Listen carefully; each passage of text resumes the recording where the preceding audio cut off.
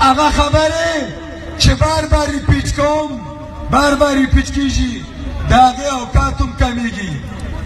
زه د پښتنو لیډرانو ته اسفندیار ولي صاحب او محمود خان اشکزی صاحب او مولانا فضل الرحمن صاحب او سراج الحق صاحب، تاسو پښتانه تاسو د پښتنو پښتون کوم لیډران تاسو که چېرته د عهدې په نام چېرته د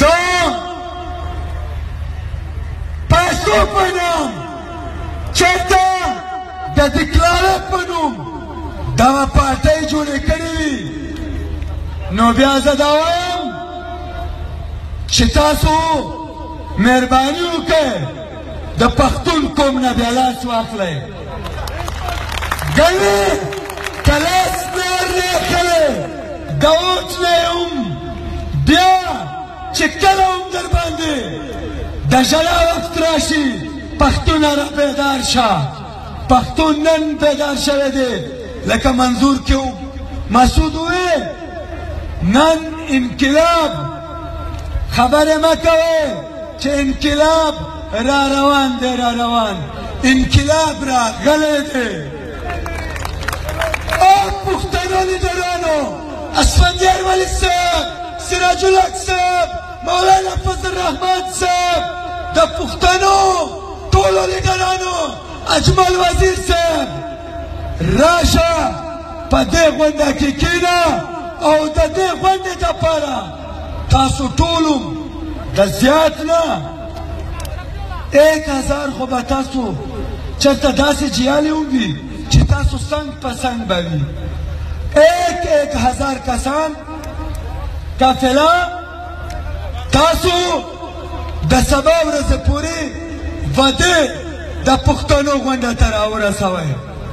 ولې چې مسعود قوم پښتون قوم قبایل چې کومه غونډه کړې ده د دکایون قانون د پاکستان قانون او د پاکستان د آئین په دایره کښې دننه ده.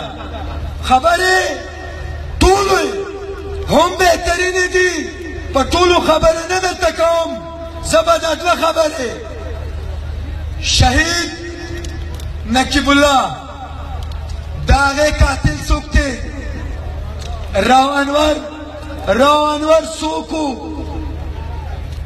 راو انور SSP ملیر کراچۍ دا چا علیه کار و؟ خبرې صفا صفا کوئ. ماړه سیاست دلته د ځان ښکاره کول نه دي. کله خو مې زه وایي چې د مایکل جکسن اکشنونه وکړه، نه مړه خبره اوس د ډګر ده.